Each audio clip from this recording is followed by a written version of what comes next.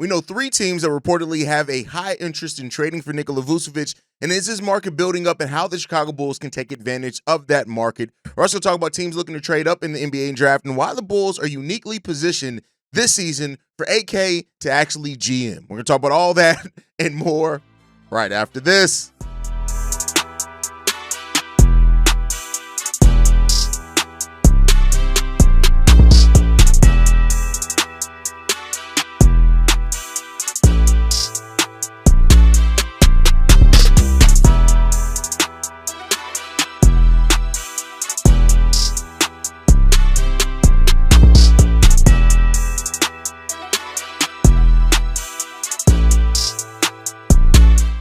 What's going on, Bulls fans? Welcome to another episode of Chicago Bulls Central, your number one spot for everything Chicago Bulls related. I'm the host there, Hayes, but more importantly, you guys can follow the channel at Bulls Central Pod on every social media platform we happen to be on. With that said, let's go ahead and get into this content today, y'all. And I want to start off talking about this. So there is, we're 12 days away from the NBA draft, and there are a lot of teams that are positioning and trying to move up in the NBA draft. And this is a place where, with all the movement going on, keep in mind, not even just teams looking to move up, between the big name trades that are reportedly, on the precipice of happening between Kevin Durant, other players like that, the Boston Celtics moving off of some of their pieces, things like that. There's going to be a lot of money moved around. There's going to be a lot of players moved around. There's potentially going to be a lot of draft picks moved around. And the Chicago Bulls are one of the teams that are uniquely positioned to take advantage of really any one of those scenarios.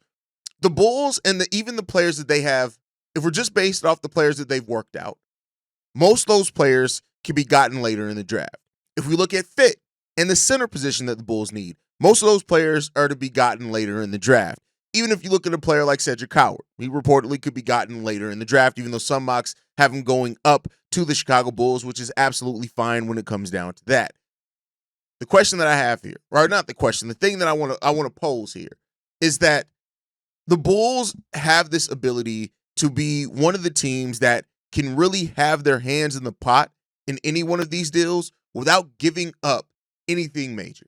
You have the ability to be the third team in a trade. I have personally talked a lot since the season ended, and the fact that the Bulls have $61 million in expiring contracts, and that's not accounting for Coby White, because I think Coby White is his own unique thing that if he is moved, you want to have more than just using him as an expiring contract, right? So that's why Kobe's not involved in that. But even if you're involved in Kobe, that's up to almost $73 million in expiring contracts. A player like Ayo Dosunmu, another player that I did not count into that expiring contract player, because again, I think that if you're going to move him, it's going to be a different level of deal than just expiring money. So the Bulls have, without even giving up some of their bigger assets, right, and best players, have the ability to operate as a third team in a trade. That is typically how we've seen, and some Bulls fans have said, and I frankly think this thinking is stupid, right? If people say things like, why would we help another team win? We're just going to get a pick back? Yes, because this Bulls team is not in a position right now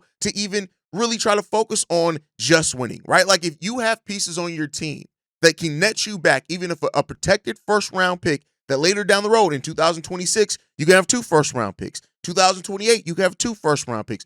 Overall, this team still needs bites at the apple. Unfortunately, we do not have yet the player that we can build around. No, my Josh Giddey stands. Josh Giddey's not shown that yet. He could, but not yet. No, my Coby White stands. Coby has not shown that yet. He could, but he has not yet. My Modest Buzelis truthers. Modest is a great young talent and one of the best ones we've had come through Chicago in a long time, but he has not yet shown anything close to being a player that you can build around yet. I'm sorry, I hate to burst that bubble. A player that can't shoot, that everything he does is either at the rim or at the three-point line, and 80% of that is assisted, that is not a player yet that you can build around. Now, we know that Modest has the potential to do more, and Billy Donovan hopefully is going to throw more on him in the offense next season, but we're not there yet.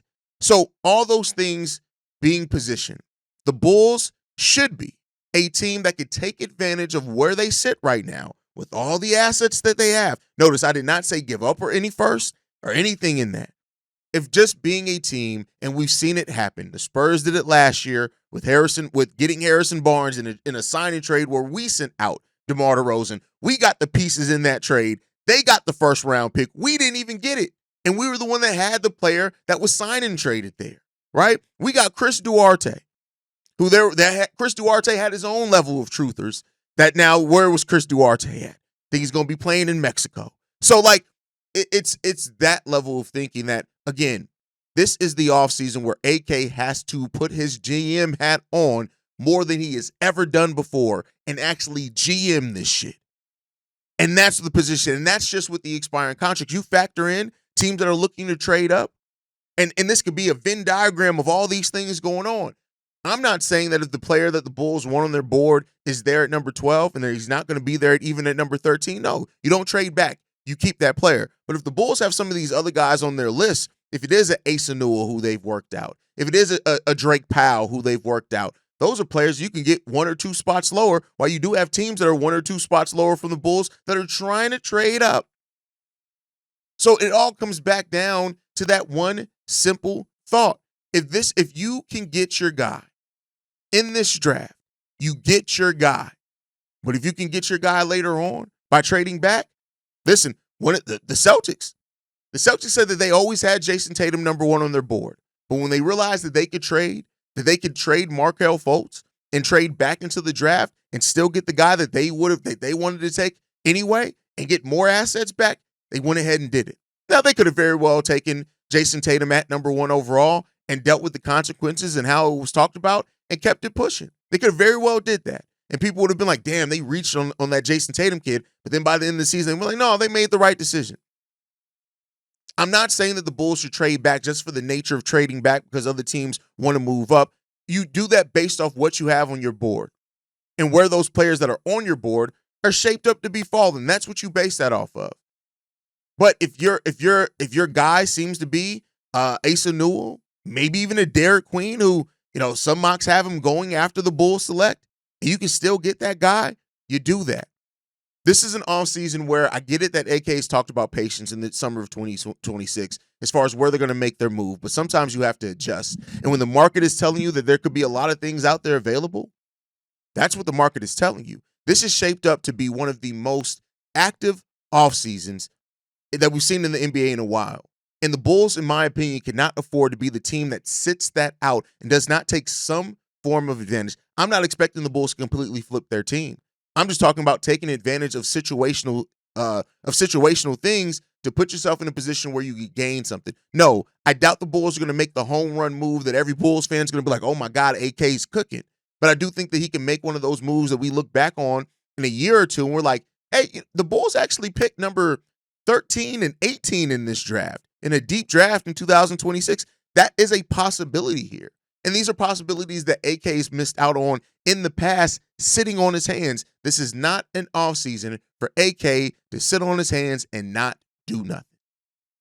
Now we just got to see if the Bulls are going to take advantage of that, and AK is actually going to put on his hat and do some damn work here for the Chicago Bulls. Let's hope so. We'll see. I'm going to hold out some hope for that. Let me know what you guys think on it down below. I know we've talked a lot about the opportunity that the Bulls have here. We've talked about trading back, and players have asked, well, why are we going to trade back and help other teams, or why are we going to trade back? Like, you gain more assets. And like I said, we won't know.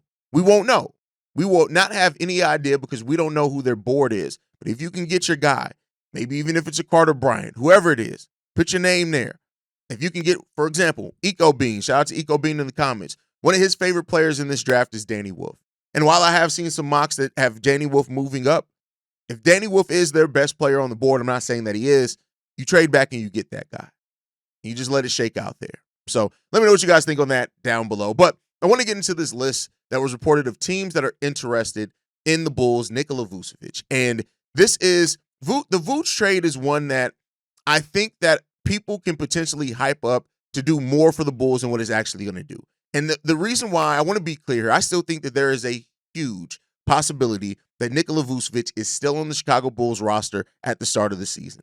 I think that the only way the Bulls move on from Vuce is if they draft a center, which seems like it's something that's still a question here by the Bulls, is if they're even going to draft a center. It seems like the Bulls could very well be comfortable taking whoever is best on the board, who their number one player is on the board, regardless of position. And there's something to be said about that. I'm not going to say that that's bad. But if they look to trade Nikola Vucevic, which has been reported that it is one of their focuses as they want to gear the roster and focus more towards younger players, here are the list of teams that are reportedly interested in Nikola Vucevic. We're going to break it all down, what they could potentially offer, and see where we sit. Golden State Warriors. Now, I think that the Warriors are still a team that's mentioned a lot, mainly because of the talk around them being interested at the trade deadline. Now, reasons why they could still very well be interested in Nikola Vucevic, I think comes down to the state of the roster and where the team is. This is a team that has a 2-year window. Jimmy, Steph, Dre, all their contracts in the same year. At the end of the 2026-27 roster. Year. That's where that's where they all end. The summer of 27, they all become free agents. So the Warriors are in a position where, since that is their end goal, that is their end date, which they know, and they're trying to go all in, acquiring a veteran player could make some sense for them there. Now, some could say, well, Hayes, why would they be interested in Nikola Vucevic, who's not great defensively? And I think it's because that team actually has solid perimeter defense, and Steve Kerr's creative enough defensively to where I think that they have the pieces to cover up for it. Now, another thing is that they have Quentin Post, a player that really stepped up last year. He's 25 years old, but you saw in the playoffs some of that inexperience kind of showed its ugly head there. And so the Warriors, who sit in a team that as it stands right now have like 10 players under contract for sure going into next year. They have tons of players that are restricted or unrestricted. They could make a move for Nikola Vucevic to try to bring him in there. They actually have $36 million underneath the first tax apron. The tax apron. $25 million beneath the first tax apron. So they have that ability. They have a little bit of leeway to acquire somebody like Nikola Vucevic. What would the trade look like, though? That's where you run into some questions there, because a lot of the players that rumored were going to be coming back for the Chicago Bulls are no longer under contract for that team because of the number of expiring contracts that they have. So you have that aspect to think about there. But I do think that a deal built around, one of their players could be had there, not sign and trade, but they could work something out there. Now, the Kuminga part of it definitely plays a role into this as well. And the reason why I say that is that if the Bulls really are interested in Jonathan Kuminga, that is where the sign and trade possibility rests there for the Golden State Warriors. I don't think you're getting the first back from the Warriors to get that done. I think they're going to be protective over that first, but I do think you can get seconds back for them. And they have the Warriors have their own second in 2028, I believe. So you're looking at that, right? But I do think that they are a team that could be interested. I just don't know if all the pieces are going to work and come together for Nikola Vucevic to still go to the Golden State Warriors. But center does make some sense. You add him to your core of Steph, Jimmy, and Dre, and then you have that veteran lineup that could be there. And so there's been a couple that the trade rumors around Vooch to the Warriors for a reason. We'll see if they can take advantage of that. Vooch could be in that front court with Draymond Green. They could figure it out. So then next up, you have the Los Angeles Lakers. Now, the Lakers are a team that's looking for a couple of different things. A point guard, reportedly, or a wing, whatever it works out to, and they're looking for a center. Now, I do think that they should be looking more for a defensive center. I know this is a Bulls show, but I don't like to do the fake things that don't make sense for both teams.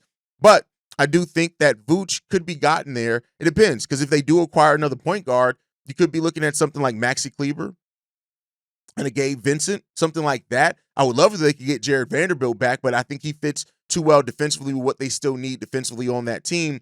But the fact of the matter lies is that they have the contracts that could make some sense. They got Dorian Finney-Smith there. They want to keep that. So does that make them maybe more open to trading to Jared Vanderbilt? I think at that point, if you're getting to that level of players, you're probably having to give up a pick or something in that to kind of make that work out.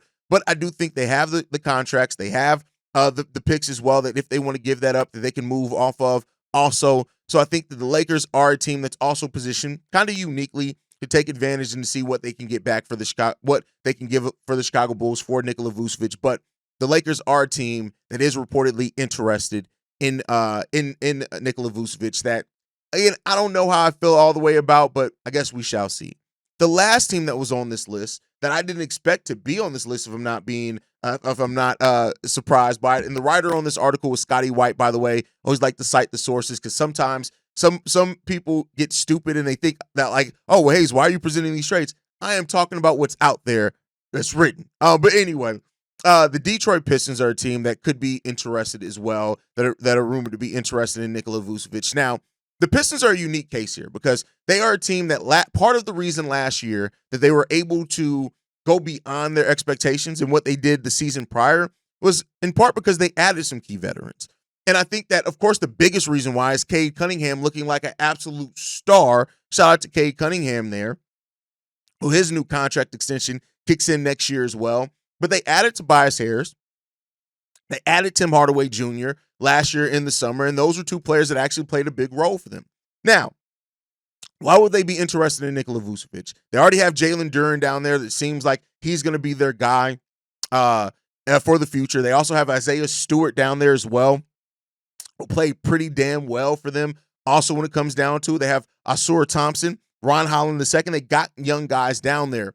So why would they be interested in adding a center like Nikola Vucevic? I think that the Pistons are in a unique spot, much like the Orlando Magic, where they need offense. That's really one of the things that they need is offense, right? And they made a run in the playoffs that was fun and watch them to see. They went from the worst team in the league to under new coach and JB Bickerstaff to now looking like a team that's actually on the come up and having a more bright future, right? They have a nice young, talented young core that they have there, right? But I think adding a big that's able to stretch the floor a little bit, right? Again, you don't want to turn Vooch into a three-point shooter. I think that also like him playing off a guy like Cade Cunningham and the gravity that Cade has down there, it could work. And then also with having the Isaiah Stewarts or having the Jalen Durens down there as defensive anchors that could help, overcome some of Nikola Vucevic's shortcomings, I think that could be a match made in heaven for them if they are true, if that interest is truly there. Now, what would they be willing to give up? That's the question that you have to ask there. I know some people are going to say, well, can we get Isaiah Stewart back if that's the case? I think they're going to be keyed in on keeping their young talent, right? Isaiah Stewart, 24 years old, Jalen Duren, 22 years old. I don't think they're going to be willing to move off of any of those guys unless I'm incorrect, which I could very well be, right? I think if you're looking at that with the Detroit Pistons, they're $59 million beneath the salary cap next year. They got some money that they can play with. And so I think it comes down to like a player like Paul Reed. Can you sign and trade Paul Reed for that? And keep in mind, because he's not also a restricted free agent, like with the Kuminga thing, Kuminga is a restricted free agent, so only half of his base salary counts towards matching if the Bulls do that.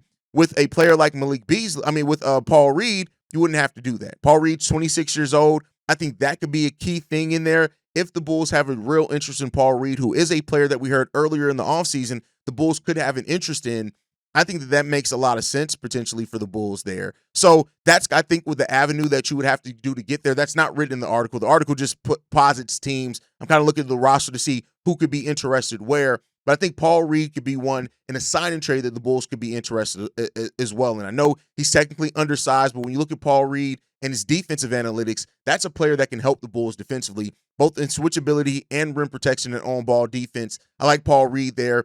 It would be a sign and trade, but because they have money, they don't necessarily have to match the salaries one for one. So Paul Reed, who had a salary of $1.4 million last year, if the Bulls even were to sign him for $3, $4, $5 million, the Detroit Pistons technically have enough space to where they can absorb a lot of Nikola Vucevic's contract, and then the Bulls are also saving money by not taking a lot of money back. So that's what I'm looking at. You guys can let me know how you feel on that down below. Now, I want to get into this before we leave. Last topic of the day, Casey Johnson was on CHSN, in which he talked about the Knicks potentially circling back on some of the coaching candidates that they got denied on. And one of the coaches, of course, is Billy Donovan. Casey Johnson said this.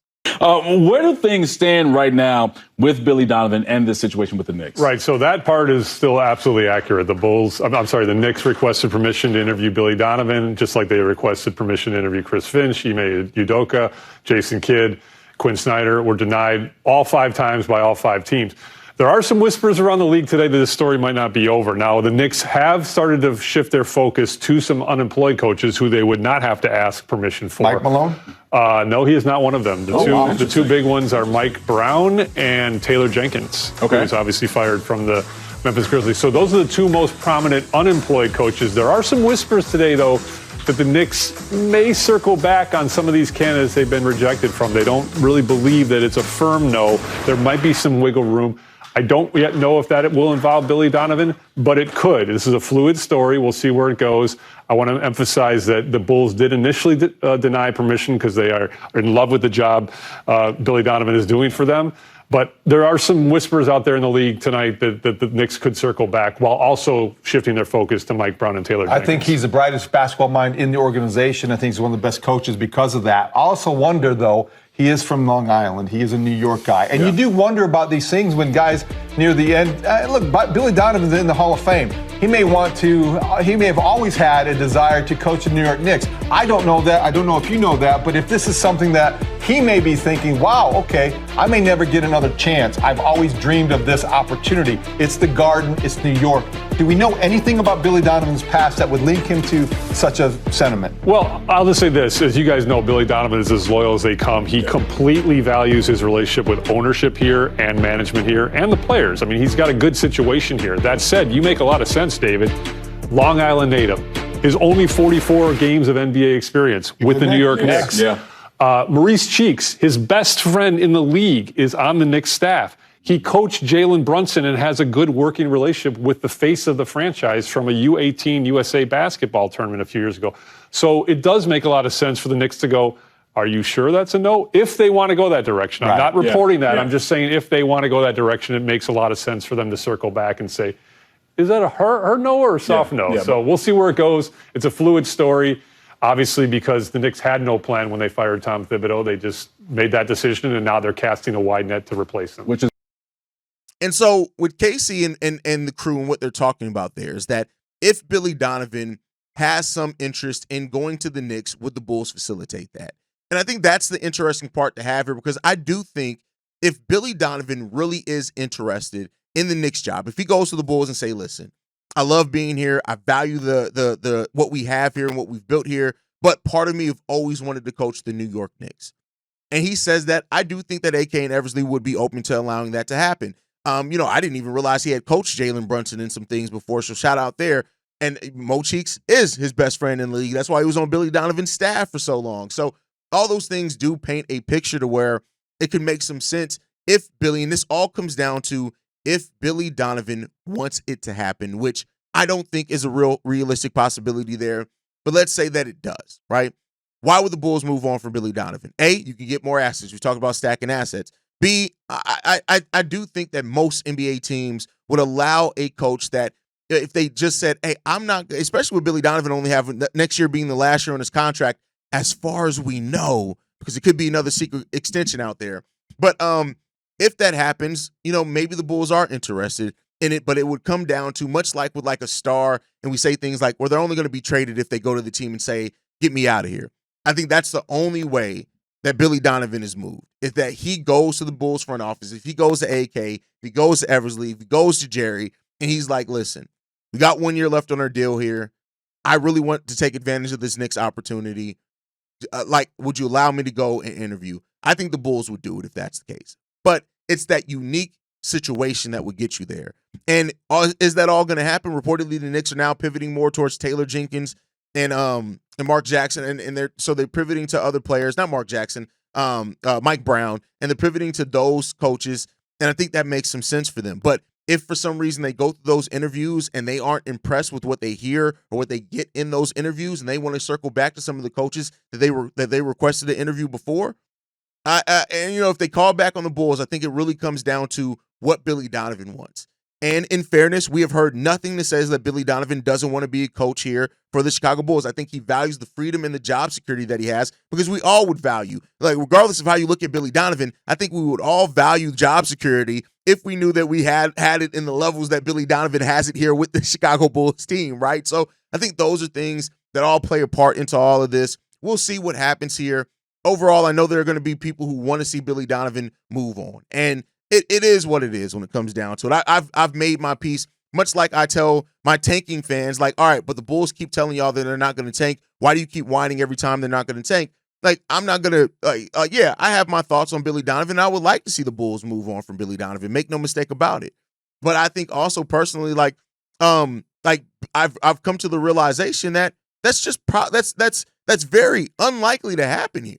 It's very, very unlikely that Billy Donovan is gonna move on, and he's gonna be here for a while, and that's perfectly fine if that ends up being the case. It is perfectly fine, and it is what it is at this point in time.